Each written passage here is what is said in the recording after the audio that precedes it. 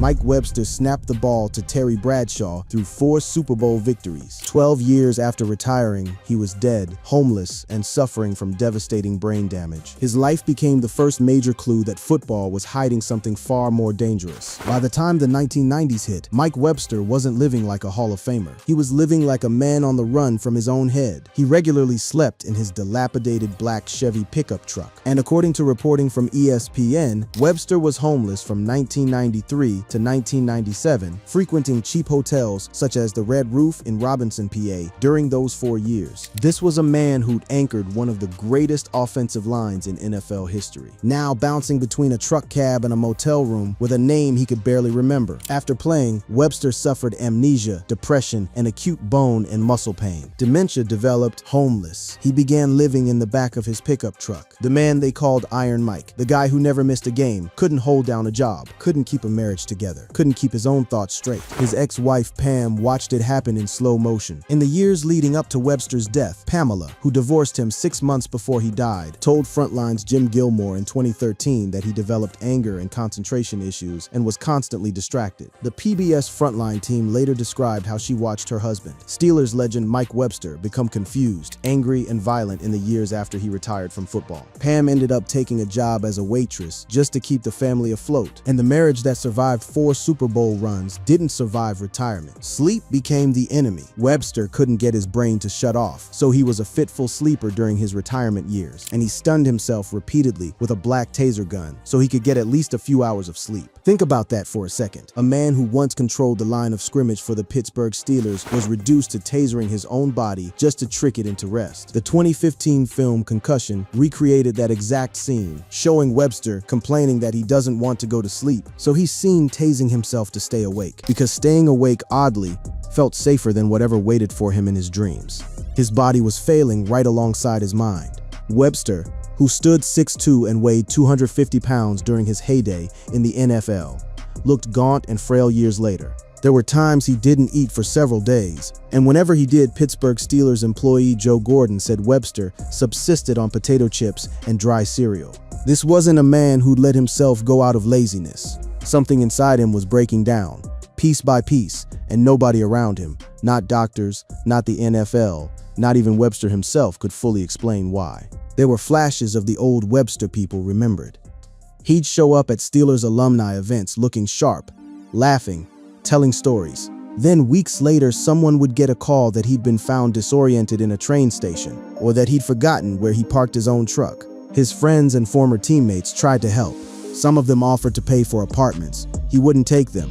He lived out of his pickup truck or in train stations between Wisconsin and Pittsburgh, even though his friends and former teammates were willing to rent apartments for him. That detail alone tells you this wasn't really about money. Webster had options. What he didn't have was the mental clarity to accept them, or maybe the pride wouldn't let him. Eventually, it was his youngest son who stepped in where the grown men around Webster couldn't. In his last years, Webster lived with his youngest son, Garrett, who, though only a teenager at the time, had to act as the parent to his father.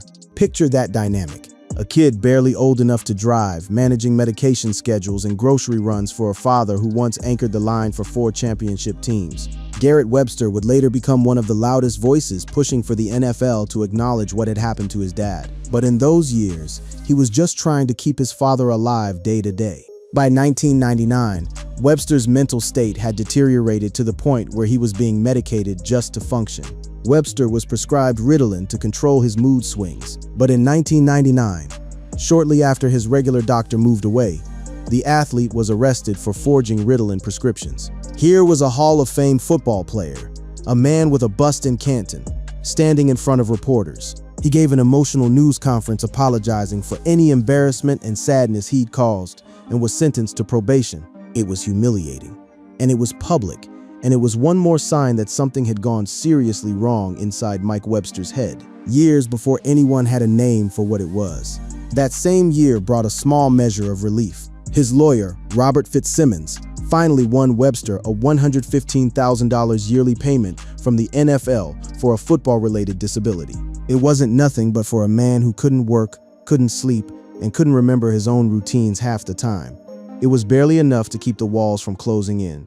To understand how far Webster fell, you have to understand how high he'd climbed and how he got there in the first place. This is a guy who wasn't even supposed to make it in the NFL. Webster was a late bloomer who didn't play organized football until his junior year in high school, growing up on a potato farm in rural Wisconsin. He wasn't a can't-miss prospect. He wasn't the biggest guy on the field either. Mike Webster, a 6'1", 255-pound All-Big Ten center at Wisconsin, was the Pittsburgh Steelers' fifth-round selection and the 125th player taken in the 1974 NFL Draft. Fifth round. Not a headline pick. Not a guaranteed roster spot. That 1974 draft class turned out to be one of the greatest hauls any franchise has ever pulled off. The Steelers' 1974 draft was arguably the best in the franchise's 90-year NFL history. Aside from Webster, Pittsburgh selected wide receivers Lynn Swann and John Stallworth, linebacker Jack Lambert, and safety Donnie Shell. And all 5 men are enshrined in the Pro Football Hall of Fame in Canton. 5 Hall of Famers from one draft class. That almost never happens. Webster didn't walk into stardom, though. A 3-year starter and honor student in college, Webster adapted to the pro game quickly. But for 2 years, he split time at center with veteran Ray Mansfield while seeing some service at guard and special teams. He waited his turn, learned from a veteran, and put in the unglamorous work most fans never see. Then in 1975, everything changed. With a start in the final game of the 1975 season, Webster began a string of 150 consecutive starts that lasted until 1986, when he missed the first 4 games with a dislocated elbow. Some sources put that streak even higher. He played in 177 consecutive NFL games, an extraordinary streak for an offensive lineman that lasted almost 13 seasons. For a position where you're getting hit on literally every single play, that kind of durability is almost unheard of. It's exactly why they started calling him Iron Mike. He wasn't just durable, he was the anchor of a dynasty. Anchoring the Steelers' offensive line, Webster helped the team win 2 additional Super Bowls in 1979 and 1980, adding to titles the franchise had already claimed earlier in the decade. Across his career, he racked up serious hardware. Webster, a member of the Steelers' 4 Super Bowl championship teams in the 1970s, played in 9 Pro Bowls and was selected All-Pro 7 times. Terry Bradshaw, the quarterback whose backside was in Webster's hands on every single snap for over a decade, never forgot what Webster meant to those teams. Bradshaw, who acted as Webster's presenter in his 1997 induction ceremony, discovered his arms were actually bigger than Webster's the first time he met him. That was the only time Bradshaw remembered having bigger guns than a center. By the time Webster was done playing, that had flipped completely, because the strength Webster built over the years became legendary in its own right. Webster was considered to be the strongest Steeler, and won the Ironman competition in 1980 to give credence to that belief. His coach, the legendary Chuck Noll, put it simply when describing what made Webster special. Noll said Webster wasn't tall enough and didn't weigh enough, but the thing he had that made the difference was great playing strength. That's the whole story of Webster's career in one sentence. An undersized kid from a potato farm who outworked and out-toughed everyone lined up across from him. By the time he retired, the numbers were staggering for an offensive lineman. Webster played 15 seasons and 200 games with the Steelers, more than any other player in team history at the time of his retirement. And across his full career with both Pittsburgh and Kansas City, he completed a 17-season, 245-game career after a final 1990 campaign with the Chiefs. His number stuck around as a kind of unofficial retirement in Pittsburgh. While the Steelers no longer officially retire jerseys, Webster's number 52 has not been reissued by the team since he retired, and it is generally understood that no Steeler will wear that number again. His Hall of Fame induction in 1997 produced one of the most beloved moments in Canton history. Bradshaw had joked for years about wanting one more snap from his old center, and on the podium, he got it. Bradshaw pulled a football from underneath the podium, and, as the moment happened, Steelers fans, fellow Hall of Famers, and everyone in Canton erupted as Bradshaw took one last snap from Webster. Webster's own speech that day carried a line that people still quote. He told the crowd not to be afraid to fail, because everyone fails. Nobody's keeping score, and all you have to do is finish the game. Nobody in that stadium knew it, but Webster was already sick. The disability claim, the divorce, the truck he was already sleeping in some nights. All of that was happening at the exact same time he was being celebrated as one of the greatest to ever play his position.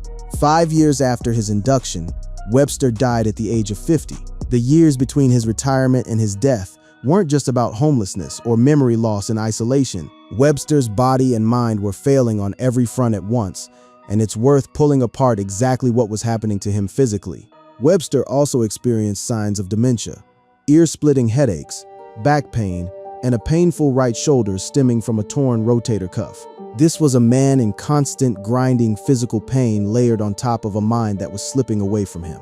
Doctors who examined him described a level of impairment that shocked even people used to seeing disabled patients. The NFL's own retirement board based its finding on the diagnoses of 5 doctors, including a Cleveland neurologist hired by the board to examine the player, and the doctors described Webster as childlike and showing signs of dementia. That word childlike, used to describe a man who once bench pressed his way to a strongman title in front of Steelers fans, tells you everything about the gap football had carved into him. His personal habits during this stretch became almost impossible to watch for the people who loved him.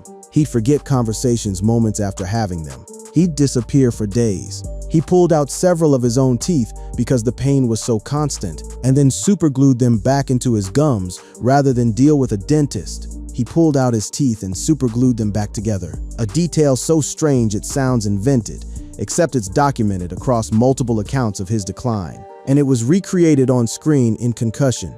There was also a darker undercurrent to his behavior that people around him didn't fully understand until much later. He became infamous for bizarre behavior, such as urinating in ovens, electrocuting himself to sleep, and repairing his rotten teeth with glue. Friends and family didn't know if they were watching mental illness, drug side effects, brain damage, or some combination of all 3. There was no diagnosis to hang it on. No test existed yet that could look inside a living brain and tell you what was wrong.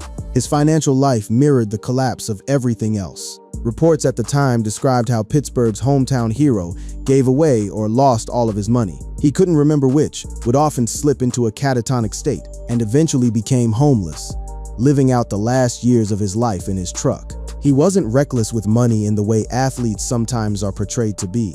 He simply couldn't track it anymore. Bills went unpaid not because he didn't have the funds, but because he forgot they existed.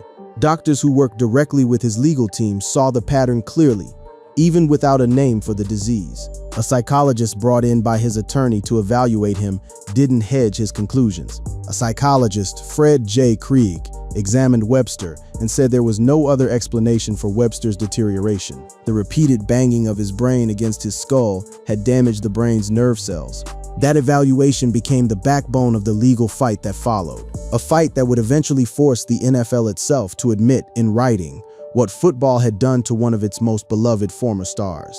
His lawyer, Bob Fitzsimmons, pushed the case through years of appeals against a league that had every incentive to say no. Fitzsimmons later reflected on what that fight meant, describing how our office represented Mike at the time, and we had a successful case in court, and they came back and awarded him total disability as a result of football-related injuries to his brain. Even the NFL's own internal retirement board couldn't avoid the obvious conclusion once they'd reviewed his medical file. Documents obtained years later by ESPN and Frontline showed the board had determined in 1999 that repeated blows to the head had left Webster, who spent most of his 17-year career with the Pittsburgh Steelers, totally and permanently disabled. The director of the NFL's own retirement plan put it plainly in a letter, stating that the medical reports indicate that his disability is the result of head injuries he suffered as a football player with the Pittsburgh Steelers and Kansas City Chiefs.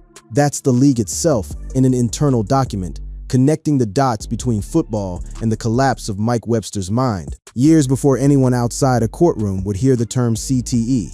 Still, the board dragged its feet on paying him what he was owed. The board granted Webster partial benefits, more than $8,000 per month in retirement and supplemental benefits, but denied him full compensation, arguing that he did not become totally and permanently disabled until several years after his career ended. Webster appealed that decision. He wouldn't live to see how it ended. Webster died of a heart attack, but it was what happened after his heart stopped that turned his story from a personal tragedy into a turning point for an entire sport. A young forensic pathologist named Bennett Omalu, who'd recently immigrated from Nigeria, was working the county coroner's office in Pittsburgh the week Webster's body came in. Omalu barely knew who Webster was. Colleagues in the office were buzzing about the name on the table, but as one account of that day put it, Everyone made a ruckus, because it was Mike Webster's body, except Omalu, who had never heard of Mike Webster or knew anything about football. That ignorance turned out to be an asset. Omalu wasn't performing the autopsy of a legend. He was performing the autopsy of a 50-year-old man who looked decades older than he was, and he wanted to know why. He was puzzled, wanting to figure out why Webster looked worn out and looked 70 at the age of 50, and why he needed all those drugs to function, so he followed his instinct. What he found on the table surprised him. He'd expected something visibly wrong, the kind of shrinkage you see in Alzheimer's, or the mushy texture associated with boxers who've taken repeated blows. He expected a brain similar to an Alzheimer's brain, shriveled, or maybe a boxer's brain, mushy. Instead, he found a perfectly normal brain to the naked eye. Normal to the eye, not normal underneath. Omalu made a decision that would ripple through professional sports for the next 2 decades. He asked to keep the brain tissue for further study rather than closing the file. As Omalu stared at the battered body of Iron Mike Webster, he made what would turn out to be a fateful decision. He asked his assistant to preserve the brain for future study. Under the microscope, staining the tissue and looking for abnormal proteins, Omalu found what he was looking for. What Omalu found in Webster's brain: chronic traumatic encephalopathy, a progressive degenerative disease mainly associated with punch-drunk boxers and victims of brain trauma, broke the NFL's burgeoning concussion problem wide open. He gave the disease a name that would stick for good. He called the disease chronic traumatic encephalopathy, which he first discovered as the result of an autopsy he performed on Mike Webster. Webster became the answer to a question nobody had known to ask.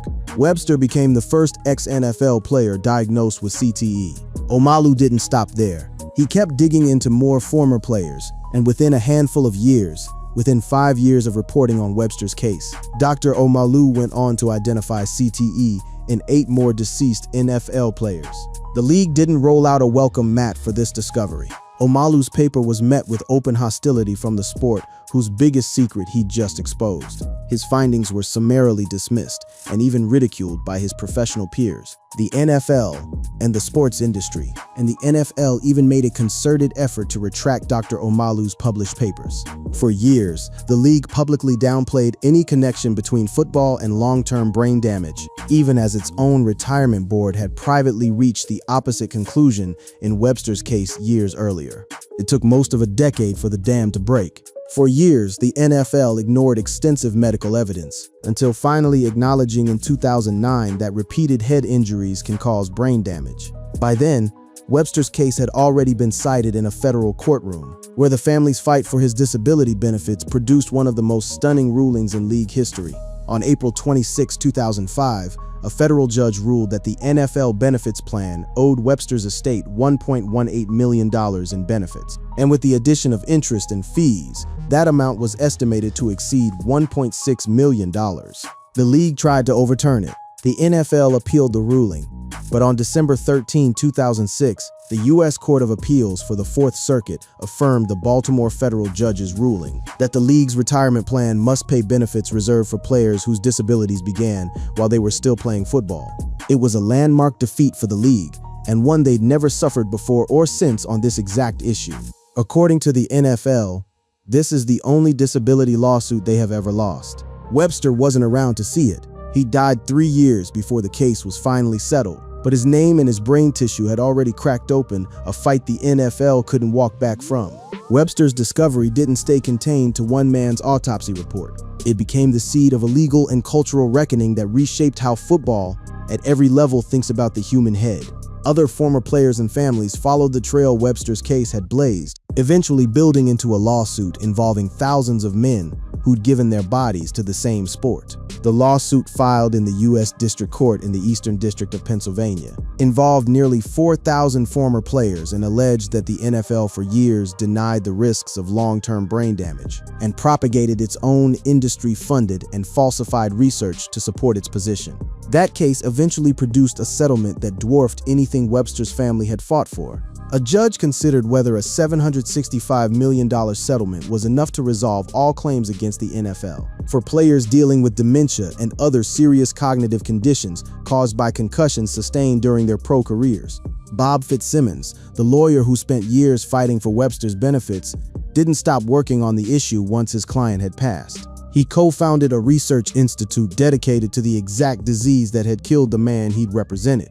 Bob Fitzsimmons, together with Dr. Julian Bales and Dr. Bennett Omalu, founded the Brain Injury Research Institute, now located at North Shore University Hospitals in Chicago, Illinois. A courtroom fight for one man's disability check turned into an entire scientific institution built around protecting the next generation of players. Webster's story eventually reached far beyond football circles entirely, becoming the opening chapter of a major Hollywood film. In 2002, Pittsburgh Steelers Hall of Fame center Mike Webster, who had been living in a pickup truck, was suffering from dementia and could get to sleep only by blasting himself unconscious with a taser, was found dead.